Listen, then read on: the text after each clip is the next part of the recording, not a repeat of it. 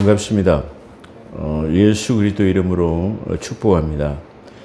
우리 한국교회와 주의 종들 동역자 여러분, 예수 그리스도 이름으로 축복하고 제 동영상 설교를 시청해 주신 분들에게도 감사와 축복으로 복부를 드립니다.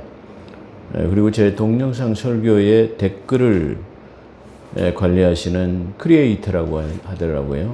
그분도 특별하게 축복합니다. 하나님의 많은 은혜와 사랑이 임할 것을 주님의 이름으로 축복합니다. 오늘 또 율법에 관한 복 있는 사람의 율법 세 번째로, 어떤 사람이 복이 있냐 그러면 율법을 주야로 묵상하는 사람이다 라고 말씀드렸습니다. 그 주제로 율법은 어떻게 해야 되느냐, 그에 대해서 지금 계속해서 하고 있는데요. 앞으로도 한 두세 번 정도는 더 설교해야 아마 율법에 관한 것은 마칠 수 있을 것입니다. 어떻게 보면 더 많은 시간을 할애해야 되지만, 복음만큼이나 더 많은 시간을 할애해야 되지만, 계속해서 율법만 말하면 또 진부할 것 같아서 두세 번 안에 그냥 압축해가지고 이렇게 말씀드리도록 하겠습니다. 특별히 궁금한 점이 있으시면 그 제 동영상 설교 댓글에다 달아놓으시면 답을 드리겠습니다. 답을 드리고요. 또 궁금한 신앙의 어떤 신앙 상담이 있으시면 댓글로 달아주시면 답해 드릴 수 있도록 그렇게 하겠습니다. 어떤 그 유튜브에 보니까 오답이라는 유튜브 방송이 있더라고요. 그분의 설교를, 그 동영상을 잠깐 봤는데, 천주교에도 구원이 있는가를 이게 잘 말씀하셨더라고요. 근데 그 동영상 설교를 대단히 좋은 동영상이었다. 몇 가지 를 제외하면은 좀 기왕이면 표현이 개신교라는 표현을 좀 안 했으면 좋겠어요. 우리는 개신교가 아닙니다. 개신교는 로마 가톨릭에서 빠져나온 루터 종교를 개신이라고 합니다. 또한 그들을 프로테스탄트라고 하는데요. 그분의 개신교, 오늘날 그리스도인들을 알아 프로테스탄트, 또 교회를 개신이라고 하는 것에 대해서는 좀 그 용어를 좀 달리했으면 좋겠다라는 그런 생각을 한번 해봤습니다. 그런 것처럼 그분은 오답이라는 말은 5분 안에 답을 드리겠습니다, 그렇게 표현하는 말인데요. 저도 뭐 이렇게 여러분들이 궁금한 점이 있으시면 성경 안에 있는 모든 어떤 성경 장절이라도 5분 안에 찾아서 답해 드릴 수 있다, 그렇게 말씀드릴 수 있습니다. 그렇기 때문에 궁금한 점이 있으시면 댓글로 달아주시면 말씀해 드리겠습니다. 한 가지, 그리고 주보를 보셨으면 아시겠습니다만은 협동장로이셨던 우리 배동희 장로님을 시무장로로 그렇게 승격이라고 하면 좀 우스운 말이지만 시무장로로 그렇게 명명했습니다. 협동장로와 시무장로는 어떻게 다르냐 그러면, 협동장로는 그냥 명예만 있는 그냥 장로로서 대우만 해드린다, 그렇게 보면 되는데요. 시무장로는 당회에 참석할 수 있고 그 투표권, 언권이 있습니다. 그런데 협동장로는 언권도 없고 투표권도 없습니다. 그렇기 때문에 협동장로와 시무장로는 엄격한 큰 차이를 가지고 있습니다.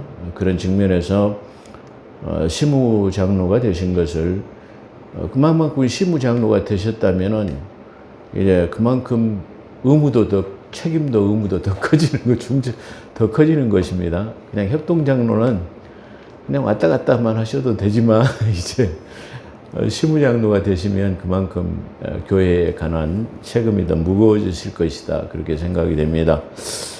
오늘 그걸 축하드리고요.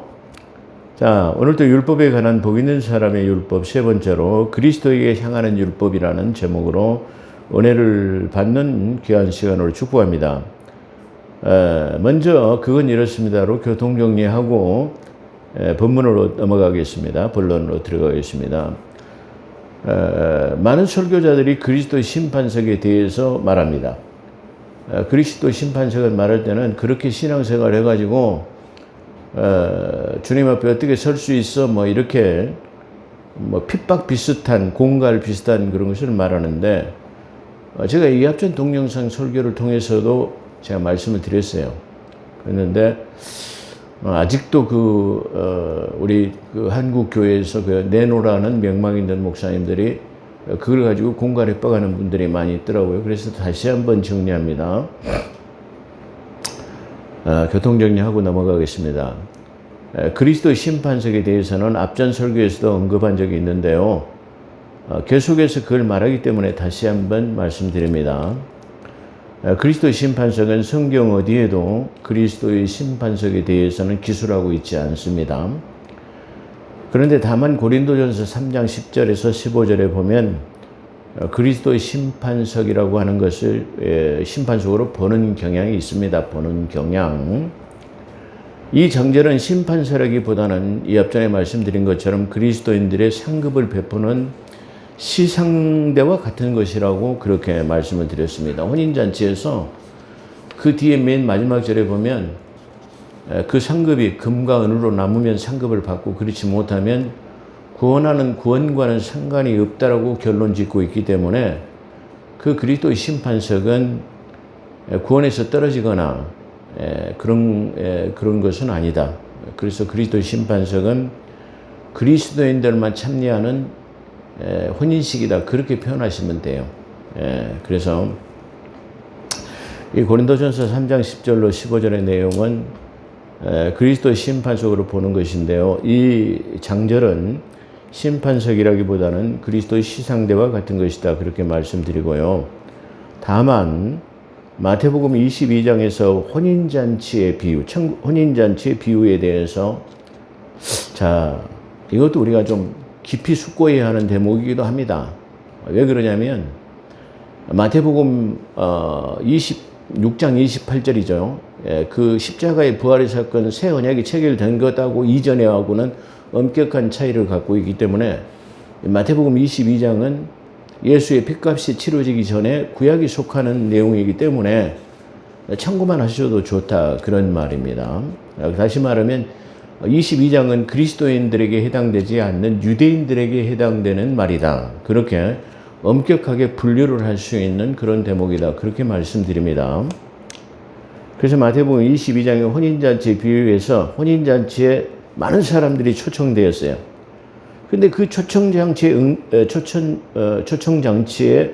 응답하지 아니하고 밭으로 가고 사업으로 분주해가지고 이 혼인잔치에 참여하지 않는 거예요. 그래서 강권해가지고 내 거리에 가가지고 사람이 많이 다는 통로에서 무조건 다 불러들이라. 그래서 많은 사람들이 그 내 거리에서 강권해서 이 혼인잔치에 참여했지만 그 참여한 사람들 중에서 예복을 입지 않은 사람들을 않는 자들의 형벌이 기록되어 있습니다. 그러니까 이 형벌은 아까 말한 것처럼 그리스도인들의 형벌이 아닌 바로 유대인들의 형벌이다. 그렇게 보시면 돼요. 다만 그 심판석에 대해서는 혼인잔치에서 바로 마태복음 22장에 아무나 막 초청을 해가지고 다 무조건 강권해서 데리다가 다시 말 예복을 입지 않은. 예복은 뭐죠? 예복은 성도들의 옳은 행실을 예복이라고 하는데 그걸 세마포 예복이라고 그래요. 예복, 옳은 행실의 예복은 바로 예수 그리스도의 핏부림을 우리가 덧입는 사람을 말할 때 그걸 세마포 예복이라고 그래요. 이 세마포는 어떻게 짜여지냐면 시줄과 날줄을 통해 가지고 한 올 한 올 해가지고 옷이 완성되는 것처럼 우리의 신앙과 믿음이 교회 생활을 통해서 주님을 믿는 믿음으로 날마다 새로워지는 한 올 한 올 쌓여가는 것을 의미하기도 합니다. 그래서 그것이 그리스도의 심판석은 아니다라는 것을 말씀드리고요. 대부분 설교자들이 그리스도의 심판석을 말할 때는 계시록 19장을 들고 나옵니다. 그러나 계시록 19장을 잘 살펴보면은 이건 심판의 계시록 19장입니다. 이 심판은 참되고 의로우니 자기 음행으로 땅을 더럽힌 큰 음녀의 심판으로 혼인잔치에 참여하지 않은 자의 심판을 말하고 있습니다. 그러니까 이 계시록이 19장에서의 심판이라는 말을 하는데 그것은 그리스도의 심판이라고 말하지 않고 그냥 심판이 이루어지는데 어린 양의 혼인잔치에 참여하지 않은 이 땅에 남아있는 자들의 형벌에 대한 심판을 말하고 있기 때문에 이건 믿지 않는 땅을 더럽히고 음행한 자, 다시 말해 그런 사람들의 심판이 이루어진 것이기 때문에 그리스도의 심판석이 아니다. 그렇게 말씀드릴 수 있습니다. 그렇다면 그리스도인들의 심판석에 서지 않습니다. 왜 안 서죠? 그 이유는 다음과 같습니다. 예수 그리스도께서는 한 분밖에 없는 깨끗한 피로 우리를 속량하시고 그 피값으로 대가를 지불하셨습니다. 속량, 대가를 우리의 모든 죄를 다 속량시키셨어요. 대가. 피값이라고 하는 한 분밖에 없는 그 하나님의 아들이신 고귀한 피값으로 치러졌어요. 근데 이 피는 아담의 유전인자의 온 인류의 모든 사람의 피는 죄의 속성 때문에 그 피로는 죄의 문제를 해결할 수 없어요. 그렇기 때문에 깨끗한 더러운 피가 없는 죄성이 없는 분의 피가 필요한데 그분은 누구죠? 하나님의 아들이신 예수 그리스도밖에 없다 그 말이에요. 그분의 피를 흘려서 속량시켜놨어요. 그래서 그 피값이 너무나 크고 고귀하기 때문에 그 피값으로 값이 치러진 사람들은 심판석에 서지 않아요. 그걸 이해하지 못한다면 십자가의 부활의 사건은 아무 의미가 없다. 그렇게 말씀드릴 수 있어요. 그래서 예수 그리스도의 한 분밖에 없는 깨끗한 피로 속량하신 피값으로 대가가 지불된 그리스도의 소유물. 그래서 이제 하나님의 아들이신 예수 그리스도 피값으로 치러졌기 때문에 우리의 소유권은 누가 가지고 계시냐면 하나님 것이에요. 그렇기 때문에 그 너무나 고귀한 그 값이 너무나 고귀한 값이 치러졌기 때문에 그걸 이게 데려가시는 그걸 갖다가 견인이라고 그래. 견인. 그래 네가 들리면 내가 내게로 인도하리라고 하는 그걸 갖다가 견인이라고 말하는데 우리가 아무리 후패하고 쓸모가 없어도 값이 치러진 고귀한 것이기 때문에 하나님께로 데려가는 것을 말할 때 견인이라고 말하는데 그래서 하나님의 소유물이 됐기 때문에 우리는 심판에 이르지 않아요. 그런데 이 그리스도의 심판석이라는 말을 가지고 많은 한국교회 성도들 그리고 그 따위로 신앙생활하면 구원받을 수 있겠어라 하는 공갈로 사용하고 있다는 거예요. 엄포성으로 사용하고 있다는 거예요. 물론 그 혼인잔치에 참여해가지고 칭찬받는 사람이 되라고 하는 격려의 말로 이해하겠습니다. 그걸로 이해하지 만약에 그걸 갖다가 협박성이나 공갈로 사용한다면 대단히 위험한 교리다. 특히 그거는 누가 그걸 잘 사용하냐면은 광화문 집회를 인도하신 분들이 많이 사용하시더라고요. 참 너무 안타까운 현상입니다. 또한 그 구원에서 끊을 수 없는 이유를 아까 말하는 그 구원에서 떨어질 수 없는 이유를 로마서 8장 37절과 39절에서 이렇게 말하고 있습니다. 37절 그러나 이 모든 일에 모든 지금 구속사에서 일어난 모든 일에 우리를 사랑하시는 이로 말미암아 우리가 넉넉히 이기느니라. 우리가 뭐 때문에 이기죠? 예수 그리스도가 우리가 사랑으로 말미암아 핏부름이 이루어졌기 때문에 예수 그리스도가 보라 내가 세상을 이긴 이금을 너에게 주노라 라고 말씀하신 것처럼 그분의 사랑 그분의 권세로 우리는 이 세상을 넉넉히 이길 수 있다라고 그렇게 말합니다. 로마서 8장 37절이죠. 자 계속합니다. 내가 확신하노니 확신한다. 확정한단 말이야. 이건 변동될 수 없는 것이다. 그런 말이죠. 내가 확신하노니 사망이나 생명이나 천사들이나 권세자나 능력이나 높음이나 깊음이나 다른 어떤 피조물이라도 우리를 우리 주 그리스도 예수 안에 있는 하나님의 사랑에서 끊을 수 없느니라. 이렇게 말하고 있어요. 그래서 결론한다면 그리스도의 심판석은 없습니다. 다만 우리가 혼인잔치에 참여, 아까도 소도 잠깐 언급했습니다만은 혼인잔치에 참여했을 때 부끄러움이 잘했다 칭찬받을 수 있는 그런 사람으로 우리가 생각해서 그래 기왕이면 우리가 주님을 만났을 때 칭찬받아야 되지 않겠어? 라고 이렇게 격려와 유로의 말로 써야지 그걸 공갈이나 엄포성으로 사용해서는 안 된다라는 그리스도의 심판석은 없다는 것으로 결론합니다. 자, 본론으로 정해봤습니다. 누가복음은 본문에서, 누가는 본문에서, 예, 아까 마태복음 죄송합니다. 누가복음 24장 27절, 그리고 44장의 44절 두 본문을 우리가 채택해서 봉독했습니다. 근데 27절에 이에 모세와 모든 선지, 모세는 뭘 말하죠? 율법의 대표자를 말해요. 그죠? 율법의 대표자로서, 자, 이에 모세는 그런 뜻이죠. 이 말을 다른 말로 바꾸면 이에 율법은 그런 말이에요. 그래서 모든 선지자의 글, 예언서를 말하죠. 예언서 선지자의 글을 말하죠.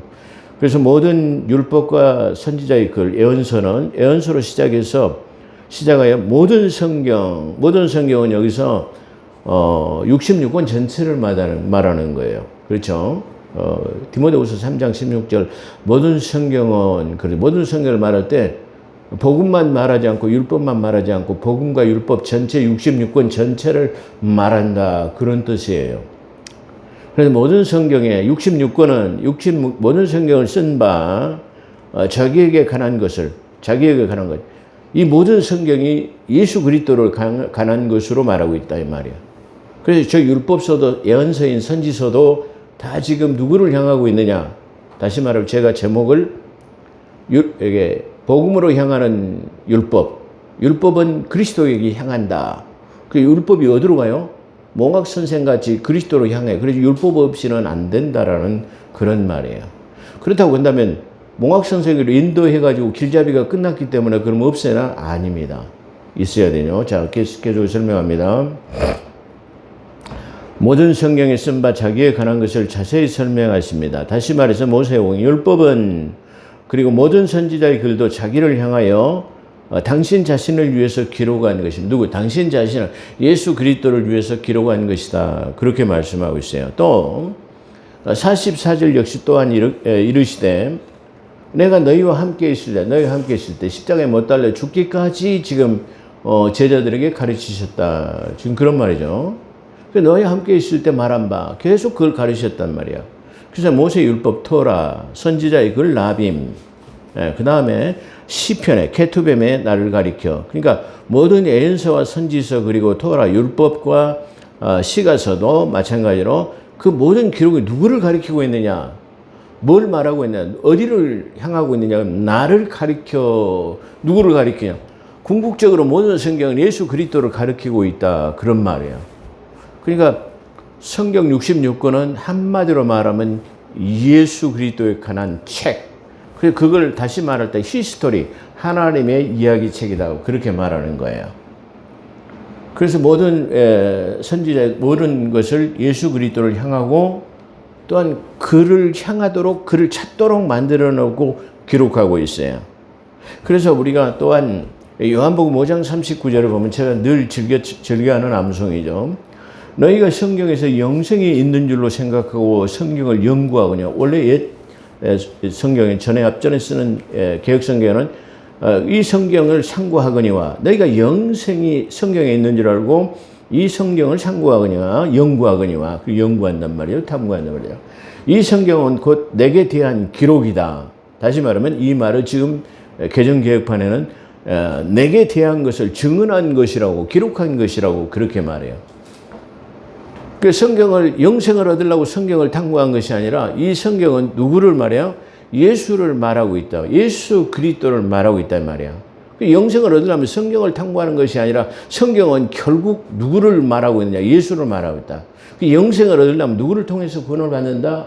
영생을 얻는다? 예수 그리스도를 통해서만 이게 구원을 받을 수 있다. 사도행전 4장 12절은 천하에 구원받을 만한 이름을 예수 외에는 주신 적이 없다. 천하에 어떤 자도 예수를 말할 수는 없어요. 고귀한 피를 가지신 분은 예수 그리스도 한 분뿐이에요. 하나님의 아들뿐이에요. 어떤 많은 이단 사설이나 타 종교도 누구도 그 종교는 갖다가 구원을 받을 수 없다. 그걸 이 사도행전 4장 12절은 온 우주를 향한 하나님의 위대한 선포예요. 천하에 구원받을 만한 이름을 예수 외에는 주신 적이 없다라는 말은 온 천하에 대한 선포예요. 모든 우상에 대한 선포예요. 모든 이단 종교에 대한 선포예요. 그런데 그 말에 대한 해답을 아니다라고 그것을 항변할 수 있는 자는 이 세상에는 아무도 없다. 이렇게 말할 수 있어요. 그래서 요한복음 5장 39절에 내가 이 성경에서 너희가 성경에서 영생이 있는 줄 알고 이 성경을 상고하거니와 이 성경은 나에 대한 기록이다. 증언이다. 이렇게 말합니다. 그래서 이 율법은 이스라엘, 그렇다면 그 율법은 뭐냐? 그러죠. 자, 이 앞전에 제가 이 헌법에 대해서 말씀을 드렸는데, 자, 근대 조선시대에서 봉건 사상에서 일제시대에서 이제 해방이 됐기 때문에 우리는 살아가려면 뭐가 필요해요? 헌법이 필요해요. 그래, 재헌 국회의원 33명이 7월 17일 날 이게 헌법을 만들어요. 누가 만들었죠? 사람이 만들었어요. 물론 그 33인들이 전부 다 예수 그리스도를 믿는 사람들이 태반이었다라는 것을 우리가 알 수 있습니다. 그러니까 아마 그분들은 성경을 모토로 해서 아마 기록했을 것이다. 미국의 헌법이 성경을 기초한 성문서를 기초로 한 헌법이었고 또 우리의 헌법은 미국의 헌법을 기초로 한 초안으로 많이 참고를 해서 만든 것이었다. 그렇게 말씀드려요. 그런 것처럼 율법은 헌법은 사람이 이렇게 만들었어요. 믿는 사람이 만들어요. 그렇지만 율법은 누가 만들었어요? 하나님이 친히 만드셨어요. 그거예요. 예. 그래서 이 율법은 이스라엘 백성의 정치, 문화, 종교의 생활의 전반을 지배하는, 그러니까 하나님의 백성으로서의 생활의 전반의 것들을 기록한 것이다. 그렇게 말씀드릴 수 있어요. 그래서 이 율법은 이스라엘 백성의 정치, 문화, 종교 생활의 전반을 지배하는 거룩한 하나님의 명령이에요. 거룩한. 그러니까 하나님께서 친히 당신의 거룩한 백성들이 살아나갈 수 있도록 친히 제정하신 것이 바로 이거 율법이다. 그런 말이에요. 또한 하나님께서는 당신의 백성을 세상으로부터 거룩하고 분리시킨다 이 말이죠. 거룩하게 구별해서 분리시켜가지고 거룩하게 구별되기 위해서 친히 세우신 법이라는 거예요. 그러니까 당신의 백성들을 거룩하게 구별해서 이게 특별한 하나님의 사람으로 선민으로 살아갈 수 있도록 세우신 것이 바로 뭐예요? 이 율법이라는 법이다 이 말이에요. 그래서 하나님께서 이 백성을 위해서 친히 세우신 법이라는 점에서 그래서 하나님이 세우신 것이기 때문에 그 뭐예요? 율법도 의롭고 선한 것이다. 이 앞전에 말씀드렸죠. 그래서 하나님이 의롭고 선하다고 말씀하셨어요. 그렇기 때문에 누가 그것에 대해서 아니라고 부정할 수, 그런 측면에서 아까 로마서에서 사도 바울이 말한 율법도 의롭고 선한 것이다 라는 말은 이건 사람이 제정하고 사람이 만든 것이 아니라 하나님이 이스라엘 백성들에게 거룩한 특별한 선민 이스라엘로 살아갈 수 있도록 제정한 것이 바로 율법이다. 그런 말이에요. 그래서 이스라엘 백성이 그래서 율법은 그런 측면에서 더 율법은 의롭고 선한 것이에요. 구원에 관해서 의롭다고는 할 수 없는 거죠. 물론 그래서 이 율법 자체가 하나님이 제정한 것이 의롭고 선한 것이지 그걸 지켜서 의롭고 선한 것은 아니다. 그렇기 때문에 바로 율법에서 뭐가 필요하다? 예수로 향하고 있다. 예수가 필요하다. 그런 말이에요. 따라서 이스라엘 백성들은 그러면 이스라엘 백성들이 자기 믿음을 나타내기 위해서 뭐죠? 율법을 지켜야 돼요. 그래서 이스라엘 백성들은 율법을 지키는 것으로 여호와에 대하여 자신의 신앙을 나타내는 거예요. 자, 이스라엘 백성들이 내가 하나님의 백성인 걸 나타내려면 어떻게 해야 돼요? 뭐 해야죠? 나는 하나님의 백성으로 구별된 삶을 살아야 되면 안식일 날 전부 다 회당에 모여야 돼요. 할렐루야. 그 다음에 당신이 자기가 하나님의 백성인 것을 이게 쉽게 말하면 나타내려면 뭐 해야 돼요? 난지 8일 만에 할례를 받아야 돼요. 믿어지시면 아멘. 이렇게 표식이 있다 이 말이야.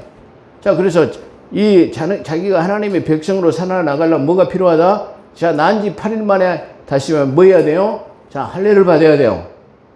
그리고 안식일에는 다 회당에서 모여가지고 하나님을 찬양하고 토라를 갖다가 이게 암송하고 이게 서로가 나눠야 돼요.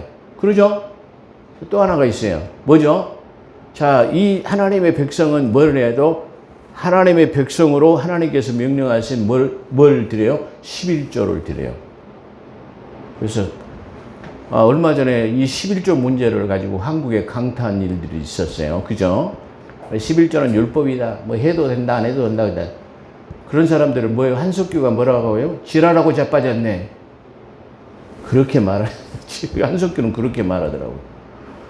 율법은 뭐예요? 하나님의 백성으로 자녀로서 살아나가는 독특한 우리의 신앙을 하다. 자, 11조로 제가 가장 아주 이 쉽게 말하는 뼈 때리는 말씀을 한번 제가 드릴게요. 자, 인간은 하나님이 창조하시고 만드신 지구 이 땅에서 하나님께서 우리를 부정모혈을 통해서 하나님께서 우리를 이 땅에 보내셨어요. 그래가지고 이 땅에 살아나갈 때 뭐예요? 가장 중요한 이 산소, 공기, 이걸 공짜로 마시고 살아요. 누구 걸 가지고 살아요? 하나님 걸 가지고 살잖아요. 하나님이 주신 땅에서 살잖아요. 또 경작에서 먹고 살 수 있도록 거기다 뭘 내려서 비를 내리시나요? 햇빛도 내리시잖아요. 바람도 주시잖아요. 전부 다 하나님 걸 가지고 살면서 11조를 안 해? 그래서 그걸 뭐라고 해요? 도적놈이라고 그래요. 저런 도둑놈 같은 놈들. 그걸 그럼 지켜야 돼요? 안 지켜야 돼요? 율법 이전에 율법이고 기구 아니고 뭐 복음이고 그걸 떠나가지고 전부 우리는 하나님 걸 가지고 살아요.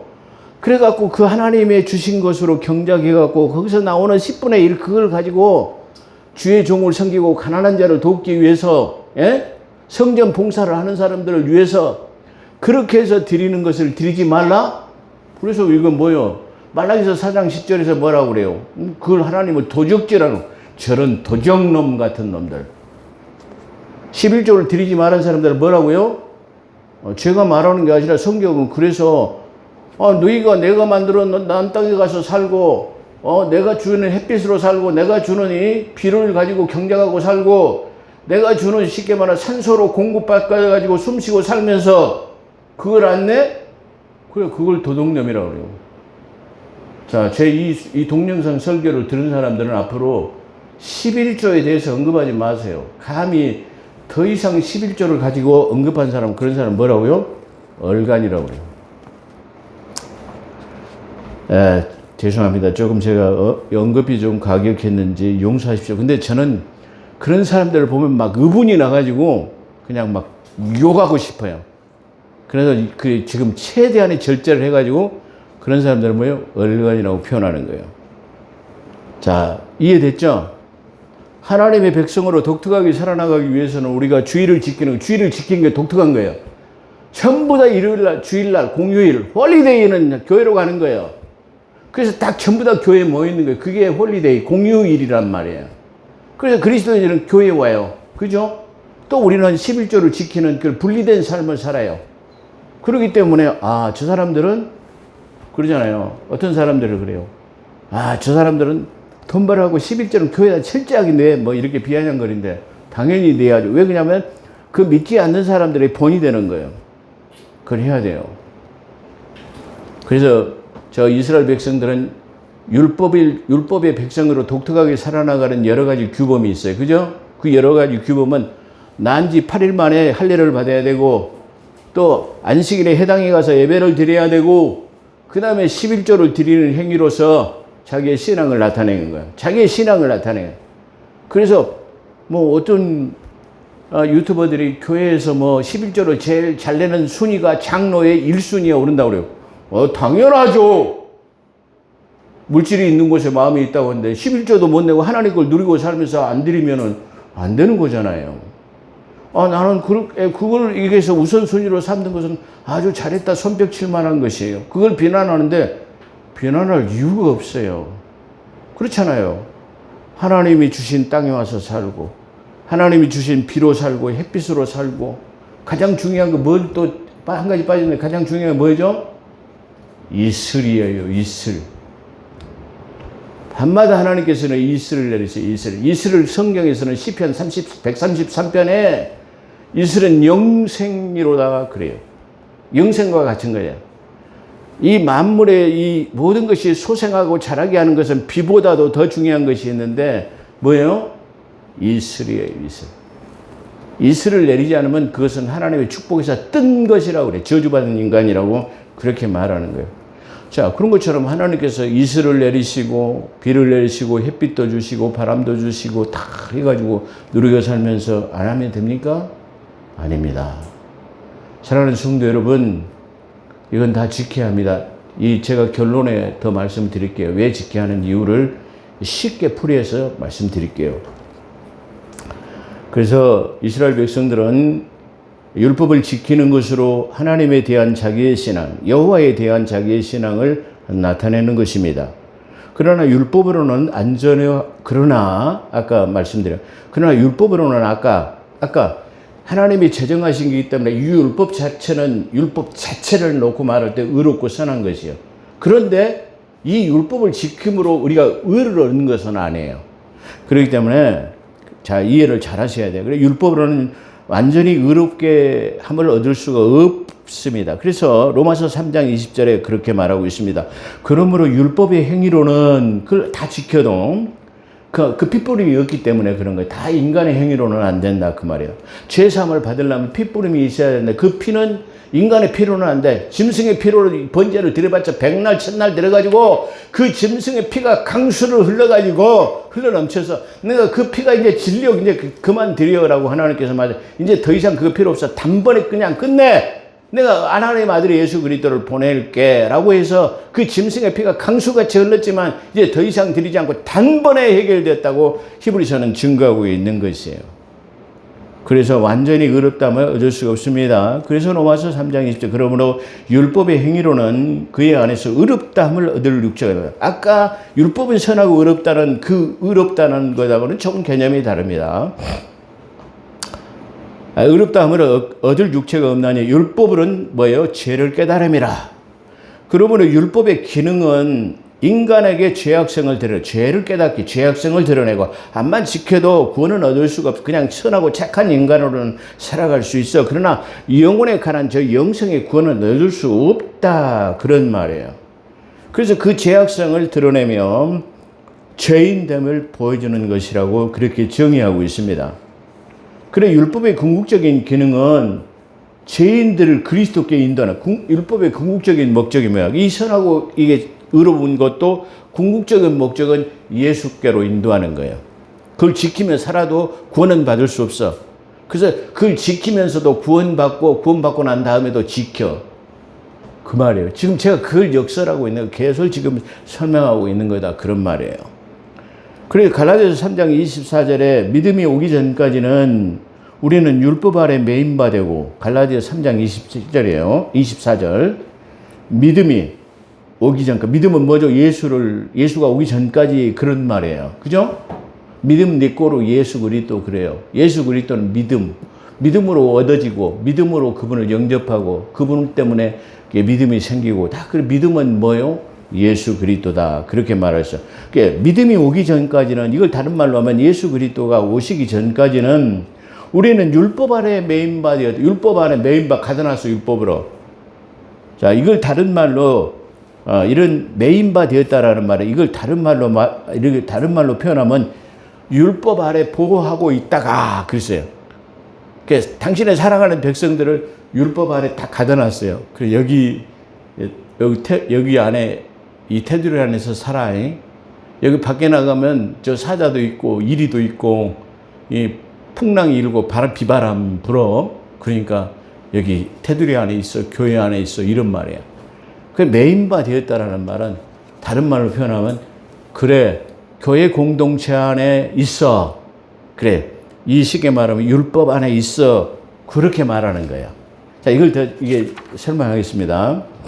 그런 뜻으로 그렇게 다시 말하면 그 율법 아래 보호하고 있다가 그 믿음이 오면 그러죠. 그 믿음이 오면 그걸 전부 율법을 누구에게 인계로 해요? 예수 그리스도께 인계해요. 그죠? 그러면 다 율법이 모든 것을 예수 그리스도로 인계했는데 그러면 인계돼서 구원까지 해결이 됐어. 믿어지시면 아멘. 아까 율법도 의롭고 선한 것이고 그걸 갖다가 내가 오기 전까지 기다리고 있어, 지키고 있어 그렇게 하고 보호하고 있다가 그분이 오면 그걸 다 넘겨졌다고 해서 그분이 오고 구원 받았다고 해서 그럼 율법을 버려요? 아닙니다. 그걸 지금 설명하고 있는 거죠.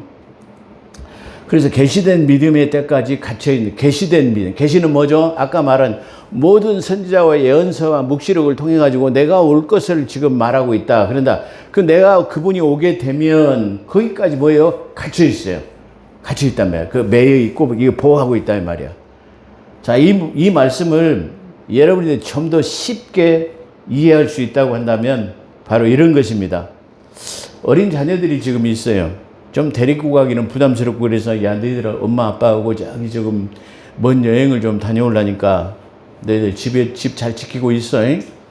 엄마 없어도 밥 잘 챙겨 먹고 전자레인지에 놀려가지고 하고 가스불은 항상 꺼야 되고 이 대문은 항상 누구나 열어주면 안 되고 밖에 나갈 때는 차 조심하고 이렇게 집안에 있는 자녀들에게 뭐예요? 아주 철저하게 막 엄마가 단속을 해요. 아마 전자레인지 돌려라. 불 켜고는 불을 항상 점검해야 된다. 밤에 잘 때 불 끄고 자라. 뭐 이불도 덮고 자라. 대문을 항상 열어주면 안 돼. 뭐 이렇게. 이걸 전부 다 이게 구구절절 말하고 있단 말이야. 그리고 이제 그걸 지키라고 해놓고 단속을 해놓고 어머니가 이제 엄마 아빠가 여행 갔어. 그거 며칠 있다 돌아왔어. 그렇죠? 엄마 아빠가 돌아오셨단 말이야. 그래서 이제 엄마 오빠가 오시니까 아이고 한숨 났다. 자유로워지긴 했어. 그렇다고 한다면 그 율법은 버려져야 되나요? 아니에요. 항상 어디 나갈 때는 차 조심하고 문 단속하고 라면 끓여 먹을 때는 가스불 조심하고 전기불 끄고 자고 역시 똑같이 해야 돼요. 이해되시면 아멘. 그게 율법이에요. 근데 왜 자꾸 율법을 버려야 되니? 율법이 11족이 되기 때문에 안 해야 되니 어쩌니 이런 말씀을 하시기 때문에 너무나 안타깝다라는 말이에요. 그래서 율법은 아까 말한 것처럼 부모가 마치 자녀들을 위해서 뭐 기타 등등 뭐 나갈 때는 어찌게 하고 뭐 잠잘 때는 어찌게 하고 막 왜 해라 뭐 이게 감기 조심해야 된다. 뭐 이게 아침에 일어나서 세수도 잘해야 된다. 막 이게 지키면 아침에 시계 맞춰놓고 학교도 잘 가야 돼. 뭐 이렇게 지금 다 막 부모가 이게 어디 나가려면 이게 자녀들이 이게 걱정돼갖고 하잖아요. 그죠? 그게 하나님의 백성이 이스라엘 백성들을 살아나갈 수 있도록 만들어 놓은 것이에요. 보호하기 위한 아까 말한 것. 그 안에 테두리 안에 있도록 하는 그런 조치예요. 그렇잖아요. 저 다윗이 이스라엘의 양떼를 보호할 때 좀 깊은 웅덩이 같은 곳으로 싹 몰아넣고 그 주변에다가 이 돌담을 쭉 돌로 이게 담을 쌓아요. 그래갖고 누가 건드리면 쫙 하면 담이 무너져 버려요. 그래가지고 암콤이나 사자가 오면 쫓아가가지고 그 입에서 내가 그걸 구해냈다고 그렇게 말하죠. 그런 것처럼 이 율법은 마치 양떼들을 위해서 딱 테두리 안에다 가둬놓은 거하고 똑같아요. 근데 이 양이 뭐요? 아까 테두리 안에 밖에 넘어가면 뭐요? 암콤이나 사자가 물어뜯기잖아요. 그게 안 된다라는 말이에요. 그거 똑같아요. 아니 왜 이 성경을 이렇게 쉬운 거를 어렵게 해석하죠? 대학 교수들은 그런다고 그래요. 저도 뭐 학장을 오래 했습니다만은 이 대학 교수들의 특징이 뭐냐면은 쉬운 것을 어렵게 풀어가지고 가르치는 것이 대학 교수라고 그래요. 근데 반대로 이게 목회자의 사명은 어려운 성경을 쉽게 가르치는 것이 목회자입니다. 그게 성경교사다. 그렇게 말씀드릴 수 있을 거예요. 자, 그래서 그렇다면 부모가 돌아오셨다면 아까 말씀드린 것처럼 그것을 버려야 됩니까? 내다 버립니까? 아닙니다. 여전히 문단속을 하고 불조심도 하고 차조심도 하고 기타 등등 모든 것을 지켜야 되는 것과 똑같은 것이 바로 율법이다. 그렇게 말씀드릴 수 있습니다. 오늘은 여기까지 하고 다음 주에 계속해서 율법에 관한 것에 대해서 말씀드리도록 그렇게 하겠습니다. 기도하겠습니다. 거룩하시고 자비로우신 하나님, 오늘도 저희들을 불러 모아주시고 함께 하신 것 감사드립니다. 온전하고 유순하고 하나님 겸손하지 못한 것 하나님 죄하시고 용서하시고 하나님 아버지 누가 이 구원에 관한 것을 묻거든 하나님 것을 온순하고 겸손함으로 그것을 예비하고 가르치라고 말씀하셨습니다. 그러나 의분 때문에 그렇게 하지 못한 것 하나님이 용서하시고 늘 겸손함으로 낮아짐으로 온순함으로 하나님 가르칠 수 있는 지혜와 명철도 부족한 종에게 함께하여 주시옵소서. 우리 포도원 교회를 축복합니다. 우리 한국 교회를 축복합니다. 또 제 동영상 설교를 하나님 관리하시는 크리에이터 그분을 예수 그리스도 이름으로 축복합니다. 하나님을 돕는 자가 될 수 있도록 아버지 함께하사 제 유튜브 방송이 지구촌 끝까지 달리는데 부족함이 없게 하시고 방해받지 않게 하시고 또 이 제 동영상 설교가 하나님 동시 통역으로 하나님 영어에 능통한 자를 보내주셔서 지구촌 끝까지 달리는데 더 효과적으로 할 수 있도록 하나님께서 좋은 장비와 그리고 통역자를 하나님 허락하셔서 효과적으로 증거될 수 있도록 함께하여 주시옵소서. 오늘도 함께하신 것 감사하며 우리 구주 예수 그리스도 이름으로 감사기도 드리옵나이다.